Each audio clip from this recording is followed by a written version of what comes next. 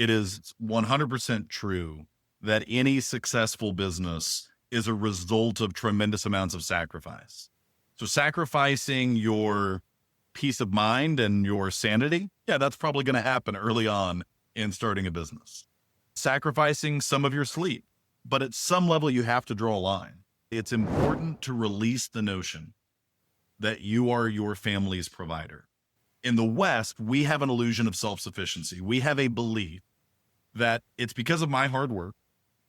But what I observed in Africa was a very clear reality, which is if God doesn't send rain, the crops won't grow and we won't eat.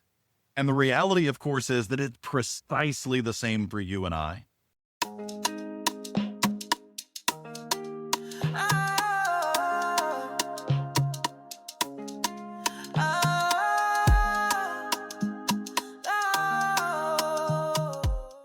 Welcome to the Entrepreneur's Kitchen. Today, I've got a very exciting guest for you. I've got Kyle Gabhart here. Kyle is the founder of Bluegrass Legacy Group, where they help families, businesses, and nonprofits leave a lasting legacy. Kyle, I'm so excited to have you here for two reasons. But before I tell you that, I'll let you tell me who you are and what's your mission so your audience gets to know who you are. Okay, sounds perfect. So as you stated, my name is Kyle.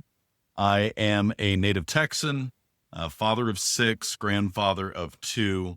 And my mission is ever evolving, but what the Lord's really blessed me with is an ability to help people take the confusing aspects of their lives, the overwhelming aspects of their lives, and distill that down in a way that they can make meaningful decisions. And whether that's finance or relationship or their spiritual walk, it's all about gaining clarity to know what that next right step looks like.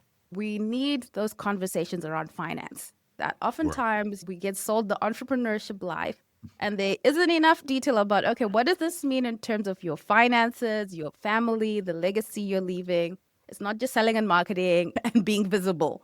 It's about the end goal. So I'm excited to have you to speak about that. Also, I saw that you went to my native country at the age of 19. I am from Zimbabwe. And I wondered what happened there. Oh my goodness. It was transformational. Hardly a day goes by over the last 26 years that I haven't thought about Africa and the things the Lord showed me while I was there. For context, when I was there, Mugabe was still in power and was very much a ruling with an iron grasp. The land had just recently been taken away from whiters, and so there was a lot of conflict there. And of course, I also spent time in South Africa, and the wounds of apartheid were fresh. So different sets of experiences, but very similar in terms of the tension, in terms of the stress level. It just manifested itself quite differently across the two countries. It's interesting that you mentioned South Africa because what was happening at that time when you went seems to be what is in the headlines now, happening in South Africa, and all of that is playing out. We're seeing that in the international media. I'm interested to know, as a young person, what traveling to a place that was different than the life that you were used to. I'm thinking Texas and I'm thinking Zimbabwe, Mugabe time, what that was like. It really was a culture shock in so many ways. I grew up in the suburbs, and so I was used to a lot of the creature comforts that we tend to take for granted in the West. So I was accustomed to buses that would run on time. And I was accustomed to having access to ice whenever I wanted it and having access to air conditioning readily. And I was accustomed to so many of the things that make our lives comfortable, and it just wasn't a natural part of things there. I remember very distinctly, I was in the northern part of South Africa. This was early in my trip. And for context, I spent a month between South Africa and Zimbabwe. And it was the early part of the trip, and I went to what they called a farm, what we would more likely call a ranch. And it was just on the other side of the border. It was very close to Zimbabwe. And it was for me to spend a few days getting accustomed to the environment, to take some time doing some hiking and getting familiar with all of that. And there were some workers there on the farm that were very curious. And they were asking me so many questions about what they had heard about what America was like. And again, remember, this is the late 90s. So I don't know if this would still be as impressive for folks then, but at the time, it was still a magical concept to them. And one question in particular stood out. They said, do you really have a machine where you put clothes into it and it washes the clothes for you? It was flabbergasted. I was like, yes, we do. And it blew their mind. They couldn't imagine that you wouldn't just wash the clothes yourself. And so that was one tiny example, but it happened over and over. Just the stark contrast of that world versus what I knew to be as quote unquote normal. You know what? You learned a little bit about African time. You don't always need to be in a hurry. So true. The It's bus so is true. coming. You will get to where you're going and you'll have a good time talking to Yes. people. It's a different pace of life. It is. I spent many hours hanging out at bus stops, and I would even look and go, but there's a schedule. Like the bus is supposed to be, it'll get here when it gets here. Don't worry, Brother Kyle. The bus is on its way. African time was fascinating. In a similar vein, we would do a lot of hiking, though we also did some hitchhiking, which I didn't tell my mother about until I got home. And we also rode a train at one point. And then most interestingly, we took what they described as a bush taxi. Essentially, it was a donkey cart. So various forms of transportation, but hiking was a lot of it. And a really common refrain that would occur is I would ask my guide, Peter, are we there yet? Or are we almost there? Much like we might see children ask on a long car trip. And he would go, oh, it's just one more small mountain, Brother Kyle. 2 more small mountains, 1 more hill. We're nearly there. And we'd hike another half hour. And what I would count in my head as pretty sure we've gone over 3 of those and a couple of hills. And then I would ask again, yes, Brother Kyle, we're nearly there. 2 more small mountains. Almost there, Brother Kyle. And so just the whole mindset about time and about distance was so different from the frenetic pace that we have in the West. There's been a lot that has changed with technology and the internet and people moving up and down more easily and air travel being cheaper. But Sure. one thing I can tell you, I was home in December and when we sat at the restaurant, she kept saying, she's like, why do we have to wait so long for the food? I'm like, they're cooking it from scratch. Okay. It's Yes. not a frozen meal. You're going to wait and you're just going to enjoy while you're waiting. And that's normal. Thank you for sharing that. Absolutely. So you talk about financial planning. Many entrepreneurs feel like in the beginning of the journey, either they need to sacrifice their personal financial life to start a business or the stability of their family in the pursuit of business. So I'm interested to know, because you're in both worlds, entrepreneurship, finances, what you would say to that early entrepreneur who's thinking with that frame of mind. It's such an important issue to address, and it is a really common trap to fall into. That at one level, it is 100% true that any successful business is a result of tremendous amounts of sacrifice. And so that is a reality. The key is you have to decide what you are and what you aren't willing to sacrifice. So sacrificing your peace of mind and your sanity, yeah, that's probably going to happen early on in starting a business. Sacrificing some of your sleep, that's probably going to happen early on. But at some level, you have to draw a line.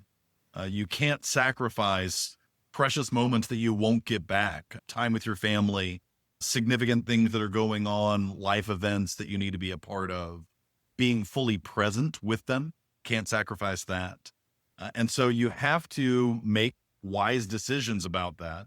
And certainly there's a give and take. When I've started businesses in the past, there was always an important conversation I would have with my wife about that decision and about the sacrifices I was preparing to make and the recognition of the impact it would have on the family.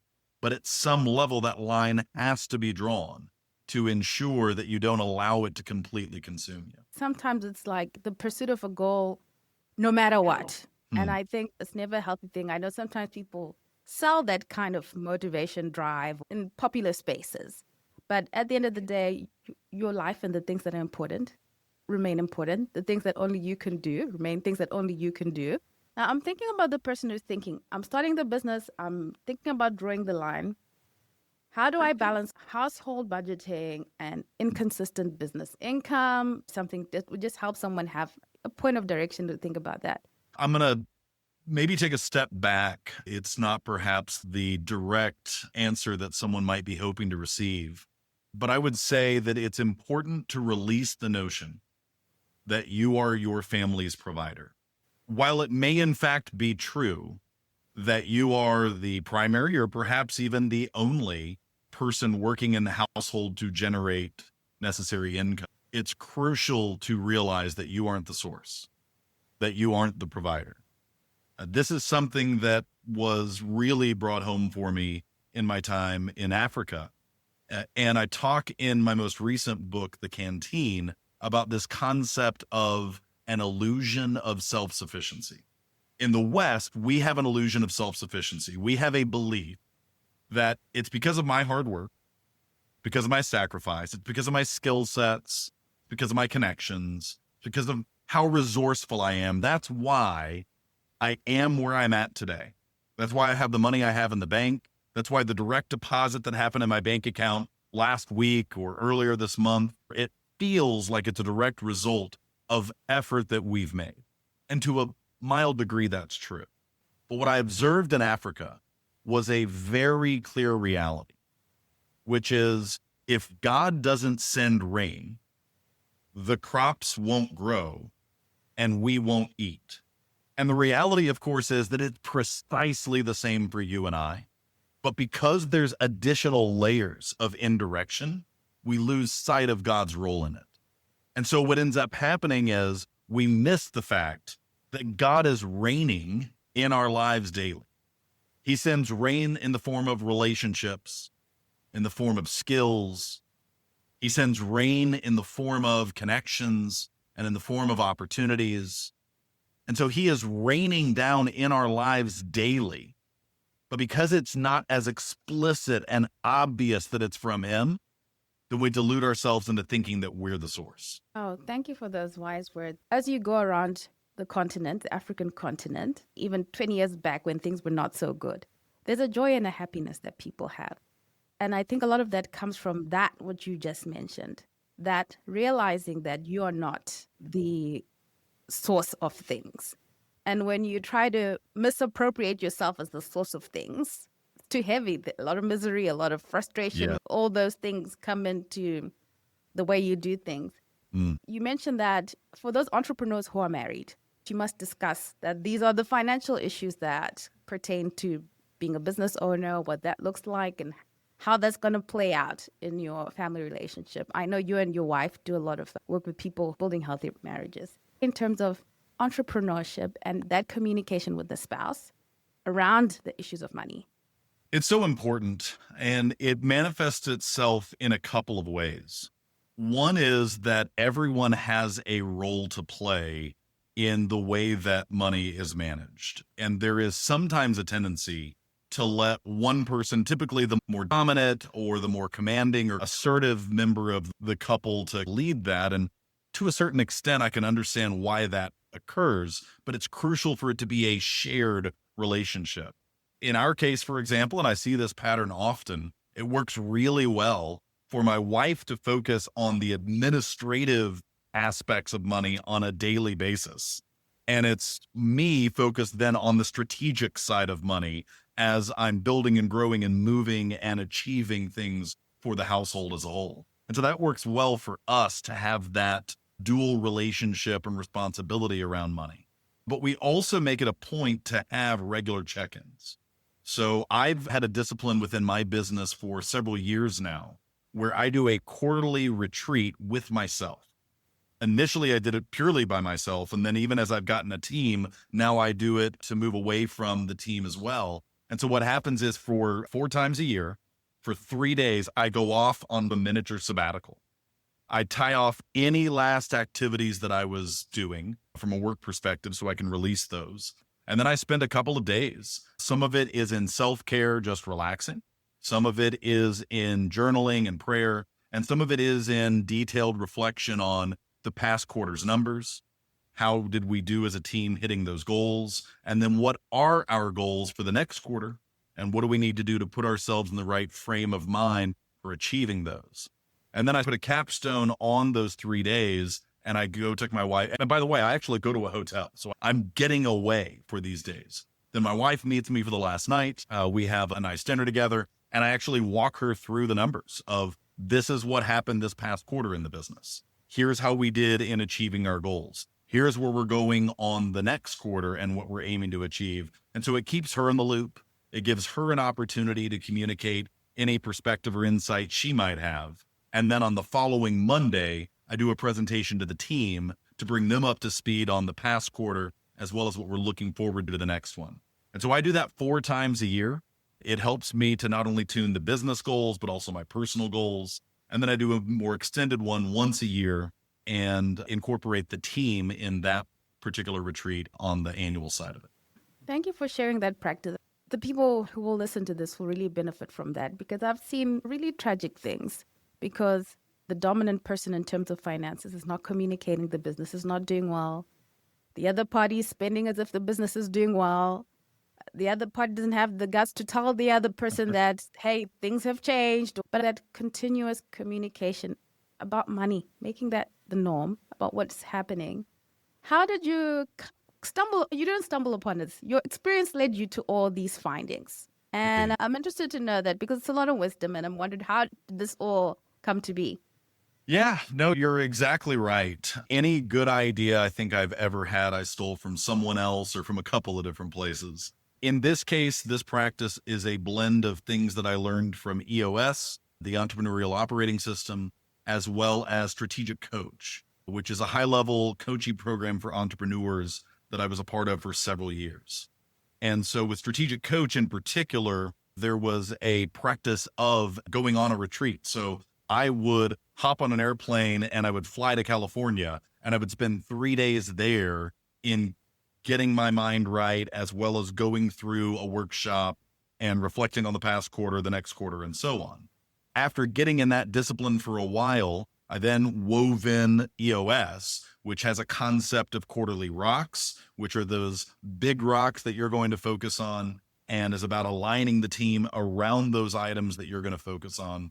And so then after I'd done that for a while, then it really just became a matter of going, okay, I don't have to get on an airplane and go to California. I don't have to be in a room full of other entrepreneurs in order to continue this practice. I love the principle. I love the cadence of it. I love the things I've learned from it. I can do it right here in my own backyard. And so I just started going to a hotel nearby and creating my own miniature retreat. And then it was a simple addition of my own to go, if I'm doing this anyway, and to your earlier question, I want to integrate my spouse more in what's going on in the business. It seemed like a natural opportunity to invite her in at the end of that, where we could celebrate together. And I could also give her a very real look at how things have gone and how I expect they're going to go as we continue to build that vision of the business together.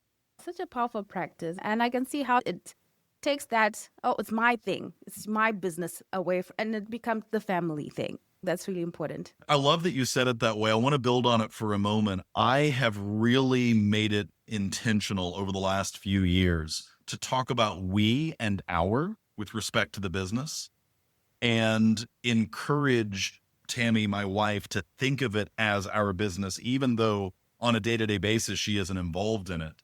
And I've noticed now, really probably in the last year, that it's gone into her language as well. And so when people ask what I do or what we do for a living, she'll say, we own a business. We own a wealth management practice. And she'll talk about it in terms of our team members, our employees, our office. And so it's really exciting to see her embrace that perspective as well.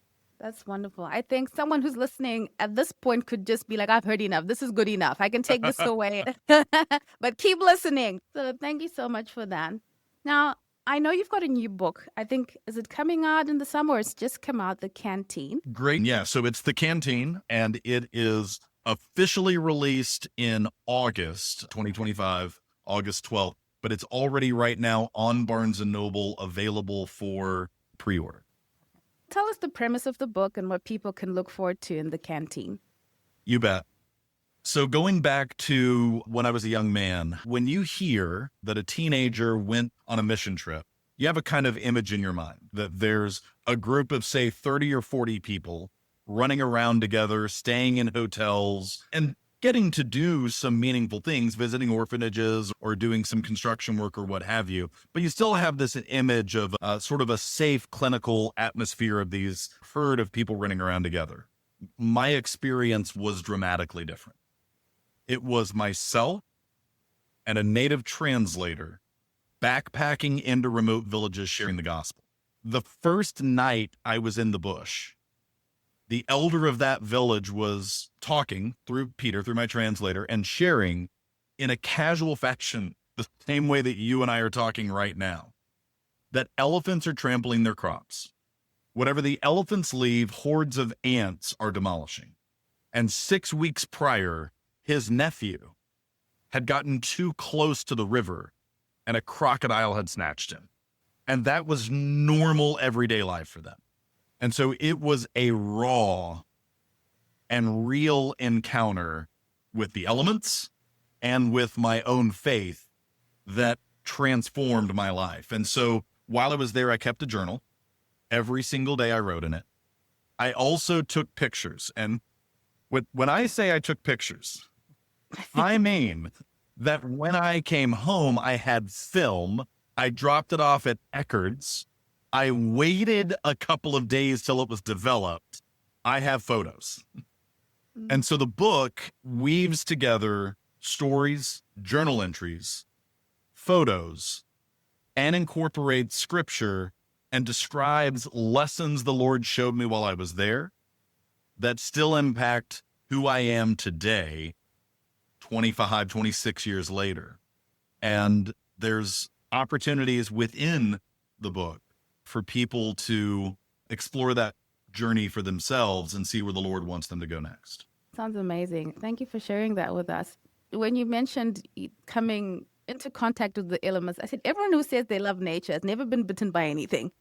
Indeed. It's an interesting perspective, and I think it'll really bless people. I know you speak a lot about legacy. Even in the startup phase, or people who are starting businesses, what would you say to them about thinking about legacy? The most significant thing that I think is important for people to understand about legacy is that it's something that you are actively building right now, in contrast to how most people think of it.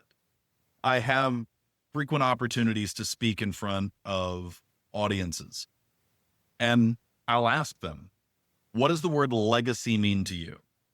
And by far and away, the most common answer I get is, legacy is something you leave behind. While I appreciate that that's a perspective, and there is certainly truth to that, if legacy is something you leave behind, then what that means is you don't have an opportunity to influence it because you're just going to toss it over your shoulder, hope the next generation catches it and knows what to do with it. But when you shift your thinking from leaving a legacy to living one, then you begin to realize that the decisions you make with your time every day, the way that you apply your talents every week, and how you engage with the people and the community that God has placed you in is your opportunity right now to build and live a legacy and teach that next generation, mentor that next generation on how to carry it well. So well said. Children especially, they will do what you did, not what you said, not what you wrote. Right. And as Christians, we know nothing is a coincidence. Everything, every person you encounter, every place you find yourself, none of it is a coincidence. It's part of you living that legacy, like you said. Wow, that's very powerful. Now, for those who are thinking, okay, I'm trying to think about my finances in a healthy way, create some financial habits. People always want the tactical things. You know that, Kyle. Maybe you can share 3 financial habits that someone should put into practice as an early entrepreneur to get on the right track. Yeah, no, I love that question. So the first thing that I would say is it's really important that you focus on giving your money a job, giving it a place to go and something to do, rather than waiting at the end to see what's left over. And this is particularly relevant for entrepreneurs because generally speaking, the nature of a business that one would build is likely going to lead to variable income, at least at the beginning, if not throughout the duration of your time as an entrepreneur, right? The fact that you receive the profits after anything the business has built necessarily leads itself to variability. The trouble with that is if you're operating off of a fixed mindset about money, then you can easily run into the scenario of, I need to do A, B, and C. And if there's anything left over, then and insert whatever the answer might be, then I'll tithe, then I'll save, then I'll invest, then I'll put money towards growing the business further. And the trouble, of course, is that all of those things are crucial. What you need to do instead is front load your budget with non-negotiables. More often than not, my recommendation is going to be those non-negotiables are percentage based. A percentage that you give back to the Lord, a percentage that you save and invest, a percentage that you put towards growing the business further or growing yourself professionally. It's got to be percentages, because as soon as it's absolute figures, it's going to fall apart with the fluctuation and variations in your funds. And so putting those as the first priority is essential in proper prioritization. And scripture is pretty clear about first fruits anyhow. But I'm just suggesting to you that there are other fruits similar to giving back to the Lord that are equally important to front load or prioritize. And then to the extent that you have funds left over after, then you can start doing things that are fun. Then you can start doing things that you would enjoy and be able to really reward yourself for all of that hard work. But you've got to front load those essential priorities. So that would be the first thing I would say. The second thing that I would say is that there is absolutely no scriptural evidence I can find anywhere of the notion of retirement. I do not mean by that you have to die at your desk. I do mean that if you have blood pumping through your veins and oxygen in your lungs, the Lord's not done with you and there's work for you to do. Now, that may or may not mean that you need to go generate an income, but it certainly means that you need to be active and you need to be putting your talents to work. I've looked all through scripture. I've only found one example of retirement, and that is Moses, who had two careers. His first was 40 years as a shepherd. His second career was 40 years as a leader of the children of Israel out of the Exodus, through the wandering, all the way up to the promised land. After his second 40-year career, he had to train his successor, Joshua. After he did that, the Lord finally gave him a sabbatical. And his sabbatical was, you get to climb this mountain, you get to see the promised land, and then die. Priscilla, that's the only example I've ever seen of retirement. And so it's important to frame our minds around that and understand that the Lord and the kingdom has work for us to do. And the notion that society encourages us to do, to pile up money so that we can one day do nothing, is foolish and wasteful. And the third thing I would say is to be generous and grateful every day, which I know doesn't sound like a practical aspect of finance, but I assure you it is. Because if you grasp onto whatever the Lord has given you with a mindset of scarcity, then it's really going to limit the impact that you can have. And it's going to limit the resources he's willing to trust you with. But if you can hold what he gives you with an open hand and have a heart of gratitude and be generous and sow back into others, he'll trust you with more. We've come to the end, and I just wanted to know, what are you looking forward to for the future personally? What's exciting for you that you're seeing for yourself as well as in the marketplace? On a personal basis, I absolutely have just been delighted to be a grandfather. My oldest grandson's 3.5. His brother is 2. And it is such a joy. And so I'm excited to see as they grow and as they experience life and as my wife and I continue to have opportunities to pour into them. So I'm really excited about that personally. Professionally, in the marketplace, I'm really intrigued to see where artificial intelligence and changes in technology go. I know that change is often intimidating for folks, but in my experience, it's just creating new opportunities for innovation, new opportunities for creativity, and for us to level ourselves up both personally and professionally. So I'm thrilled to see where that goes next. Just hearing you talk about being a grandparent and a new role, I can imagine that must be very exciting. Thank you so much. Please, to the audience, you can find out about Kyle's book, Canteen, which is coming out soon in August, but is available through Barnes & Noble. And are you active online, or where can people follow you to learn more about what you do? Yeah, I appreciate that question. I am. The easiest answer is go to kylegabhart.com. And then from there, you can find the spider web connections to all the other pieces of where I'm located. Oh, wonderful. I thought we'd have time because I saw you're into games and card games. And I said, you are one very interesting person. You can find out more about that on Kyle's website. Thank you so much, Kyle. Thank you for being flexible and for making time to speak to me and to my audience. I appreciate it. Thank you, Priscilla. It was a pleasure.